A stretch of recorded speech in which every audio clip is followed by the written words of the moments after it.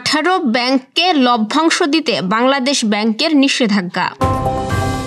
প্রত্যাহারের জন্য সরকারকে 17,000-এর বেশি মামলার তালিকা দিয়েছে বিএনপি, জামায়াত ও হেফাজতে ইসলাম। শাপলার গণহত্যার সমর্থক শাহবাগীদেরও বিচার করতে হবে, দাবি হেফাজতে ইসলামের। যশোরের শাহীন চাকলাদারের বিরুদ্ধে অস্ত্র আইনে মামলা। বাংলাদেশে সামরিক ঘাঁটি করতে চায় না চীন, আমেরিকার দাবি ভিত্তিহীন, জানালো রাষ্ট্রদূত। ম্যারাডোনার হত্যা মামলা থেকে সরে দাঁড়ালেন বিচারক। সিংহ, কন্যা, মকর ও কুম্ভ রাশির জন্য আজ রয়েছে বিশেষ চমক। শুভ সকাল দর্শক, গ্রামের কাগজের সকালের খবরে আপনাকে স্বাগত। শুনছিলেন প্রধান শিরোনাম, এছাড়াও থাকছে আজকের রাশিফল। তো চলুন যাওয়া যাক মূল আয়োজনে। পুঁজিবাজারে তালিকাভুক্ত 18 ব্যাংককে লভ্যাংশ দিতে নিষেধ করেছে বাংলাদেশ ব্যাংক। ব্যাংকগুলোর আর্থিক পরিস্থিতি বিবেচনায় এমন সিদ্ধান্ত নেওয়া হয়েছে। ব্যাংক পরিচালক ও শীর্ষ নির্বাহীদের বারংবার আবেদন সত্ত্বেও কেন্দ্রীয় ব্যাংক এই সিদ্ধান্তে অনড় থাকে। এর ফলে AB bank, Al Arafah Islami Bank, Exim Bank, First Security Islami Bank, Global Islami Bank, IFIC Bank, Islami Bank Bangladesh, Mercantile Bank, NRB Bank, NRB Commercial Bank, Premier Bank, Social Islami Bank, SBSC Bank, South East Bank, Standard Bank, Union Bank, United Commercial Bank ও রাষ্ট্রীয়ত্ব রূপালী ব্যাংকের লভ্যাংশ ঘোষণায় অনিশ্চয়তা দেখা দিয়েছে। পুঁজিবাজারে তালিকাভুক্ত 36 ব্যাংকের মধ্যে 16টি নির্ধারিত সময়ের মধ্যে বিগত বছরের বার্ষিক আর্থিক প্রতিবেদন চূড়ান্ত করতে পেরেছে। আইসিবি ইসলামিক ব্যাংক ও ন্যাশনাল ব্যাংক লোকসান করেছে। অন্যদিকে ওয়ান ব্যাংক মুনাফা করলেও লভ্যাংশ না দেওয়ার সিদ্ধান্ত নিয়েছে। এছাড়াও শেষ সময়ে এসে ঢাকা ব্যাংককে লভ্যাংশ ঘোষণা দেওয়ার অনুমতি দিয়েছে কেন্দ্রীয় ব্যাংক। পুঁজিবাজারে তালিকাভুক্ত 36 ব্যাংকের মধ্যে City Bank, BRAC Bank, Pubali Bank, Uttara Bank, Eastern Bank, Prime Bank, NCC Bank, Dutch Bangla Bank, Mutual Trust Bank, Bank Asia, Jamuna Bank, Shahjalal Islami Bank, Trust Bank ও মিডল্যান্ড ব্যাংক লভ্যাংশ ঘোষণা করেছে। ডেইলি স্টারের এক প্রতিবেদনে এ তথ্য জানানো হয়। প্রত্যাহারের জন্য প্রায় 16,000 মামলার একটি তালিকা সরকারকে দিয়েছে বিএনপি। অন্যদিকে জামায়াতে ইসলামী 1200 এবং হেফাজতে ইসলাম 44টি মামলার তালিকা জমা দিয়েছে। আইন মন্ত্রণালয়ের এক বিজ্ঞপ্তিতে এসব তথ্য জানানো হয়েছে। বিজ্ঞপ্তিতে বলা হয়েছে, এই সংক্রান্ত মন্ত্রণালয় কমিটি এই পর্যন্ত 16টি সভায় 11,448টি রাজনৈতিক হয়রানিমূলক মামলা প্রত্যাহারের সুপারিশ করেছে এবং এই কার্যক্রম চলমান রয়েছে। গত বছর 22 সেপ্টেম্বর আইন উপদেষ্টার নেতৃত্বে ওই কমিটি গঠন করা হয়েছিল। বিজ্ঞপ্তিতে আরও বলা হয়, মামলা প্রত্যাহার সংক্রান্ত জেলা পর্যায়ের কমিটি এবং আইন মন্ত্রণালয়ের সলিসিটর কার্যালয় থেকে পাঠানো তালিকা ও কাগজপত্র পর্যালোচনা করে রাজনৈতিক হয়রানিমূলক মামলা প্রত্যাহারের সুপারিশ করা হচ্ছে। বিভিন্ন রাজনৈতিক দল হয়রানিমূলক মামলা প্রত্যাহারের বিষয়ে সরকারের বিরুদ্ধে বিলম্বে যে অভিযোগ করছে তা বস্তুনিষ্ঠ নয় বলে ওই বিজ্ঞপ্তিতে বলা হয়েছে। শাপলার গণহত্যার সমর্থক শাহবাগীদের বিচার দাবি করেছে হেফাজতে ইসলাম।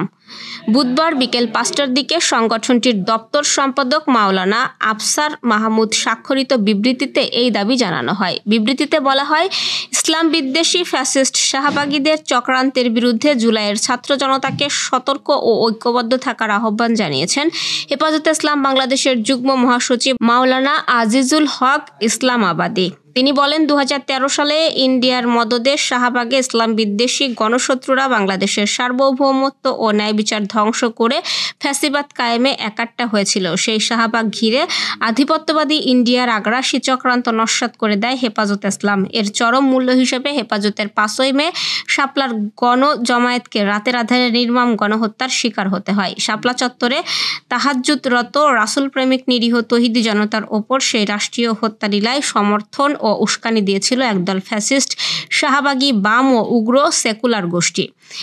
ইন্ডিয়ার ক্রিয়ানক ও শাপলার গণহত্যার সমর্থক সেই শাহবাগীদেরও আজ বিচার করতে হবে। যশোরের সাবেক সংসদ সদস্য ও যশোর জেলা আওয়ামী লীগের সাধারণ সম্পাদক শাহীন চাকলাদারের বিরুদ্ধে অস্ত্র আইনে মামলা হয়েছে। লাইসেন্সকৃত আগ্নেয়াস্ত্র লাইসেন্স বাতিল হওয়ার পর তা থানায় জমা না দিয়ে হেফাজতে রাখার অপরাধে এই মামলা করা হয়।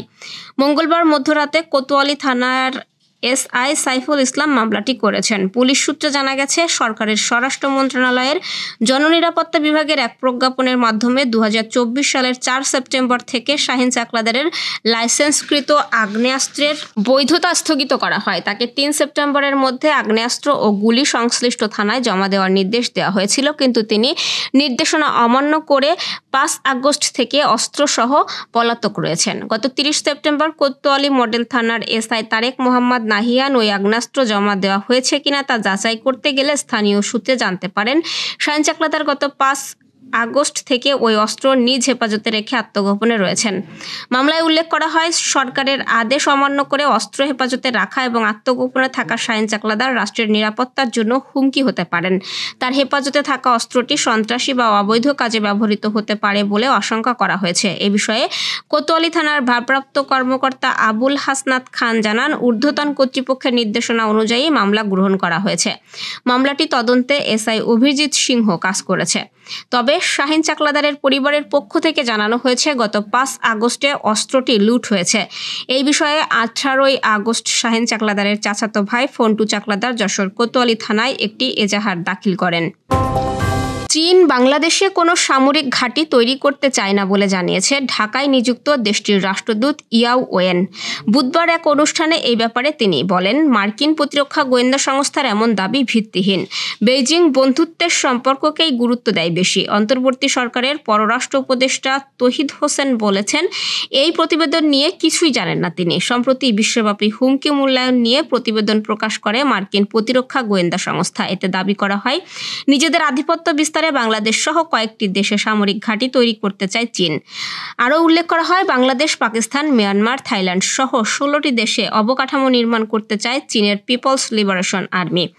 রাজধানীতে এক অনুষ্ঠানে এই প্রতিবেদন সম্পর্কে চীনের রাষ্ট্রদূতের কাছে জানতে চাওয়া হলে তিনি বলেন, মার্কিন প্রতিবেদনটি সত্য নয়। কোন তথ্যের ভিত্তিতে এটি তৈরি করা হয়েছে তা নিয়েও প্রশ্ন তোলেন ইয়াও ওয়েন। চীনের রাষ্ট্রদূত বলেন, প্রতিবেদনের কোনো তথ্যই সঠিক নয়। বাংলাদেশ, পাকিস্তান, মিয়ানমারের সঙ্গে আমাদের বন্ধুত্বের সম্পর্ক। এসব দেশে আমরা আমাদের কোনো সামরিক উপস্থিতি চাই না, এমন কোনো পরিকল্পনাও আমাদের নেই। আমেরিকা কোন তথ্যের ভিত্তিতে এমন প্রতিবেদন করেছে তা আমার জানা নেই। স্বাভাবিকভাবেই নাকি চিকিৎসাজনিত অবহেলায় ডিয়েগো ম্যারাডোনার মৃত্যু হয়েছে তা এখনও জানা যায়নি। তবে অবহেলাজনিত কারণেই হয়েছে এমন অভিযোগ এনে মামলা করেছেন তার মেয়ে জিয়ান্নি ম্যারাডোনা। তাই 8 চিকিৎসকের মধ্যে 7 জনের বিরুদ্ধে আদালতে বিচারও চলছে। কিন্তু এই বিচার কাজে এবার নতুন মোড় দেখা গেছে। বিচার কাজ থেকে একজন গুরুত্বপূর্ণ বিচারক সরে দাঁড়িয়েছেন। বিচারকের নাম হচ্ছে হুলিয়েতা মানিকটাচ। তিনি আর্জেন্টিনায় ঈশ্বরের বিচারক বলে পরিচিত। মানিকটাচের বিরুদ্ধে অভিযোগ, তিনি আইন লঙ্ঘন করেছেন। ডিভাইন জাস্টিস নামে এক মিনি সিরিজ প্রকাশ্যে আসার পরেই তার বিরুদ্ধে ঘুষ নেওয়ার অভিযোগ উঠেছে। সিরিজটিতে ম্যারাডোনার মৃত্যুর দিনগুলো তুলে ধরা হয়েছে।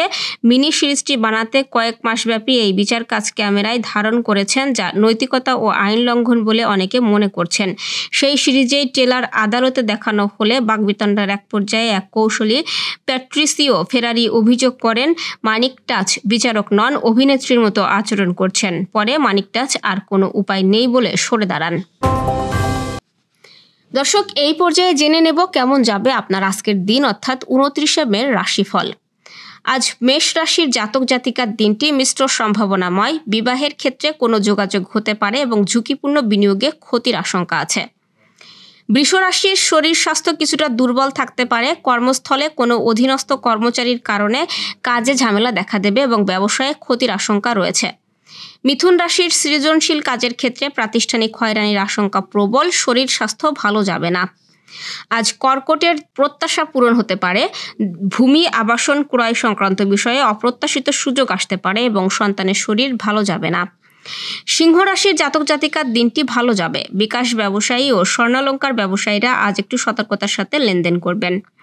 কন্যার জাতক জাতিকার দিনটি শুভ সম্ভাবনাময়। বকেয়া অর্থ পেতে পারেন। খুচরা ও পাইকারি ব্যবসায়ীরা ভালো আয় রোজগার করতে পারবেন। আজ তুলা রাশির প্রভাব প্রতিপত্তি বৃদ্ধি পাবে। বিকাল থেকে আর্থিক বিষয়ে কিছু দুশ্চিন্তা দেখা দেবে এবং পেটের পীড়ায় ভোগান্তির আশঙ্কা রয়েছে। বৃশ্চিক রাশির জাতক জাতিকার দিনটি ভালো যাবে না। প্রবাসীর নতুন কর্মলাভে সফল হতে পারবেন এবং দাম্পত্য কলহের আশঙ্কা রয়েছে। ধনুরাশির জাতক জাতিকার দিনটি আয় রোজগার বৃদ্ধির এবং চাকরিজীবীদের বকেয়া বেতন লাভের যোগ রয়েছে। মকর রাশির জাতক জাতিকার দিনটি ভালো যাবে। কর্মস্থলে পদোন্নতির ঘটনা ঘটতে পারে এবং বিকালের দিকে ব্যবসায়ীদের বকেয়া বিল আদায়ের যোগ প্রবল।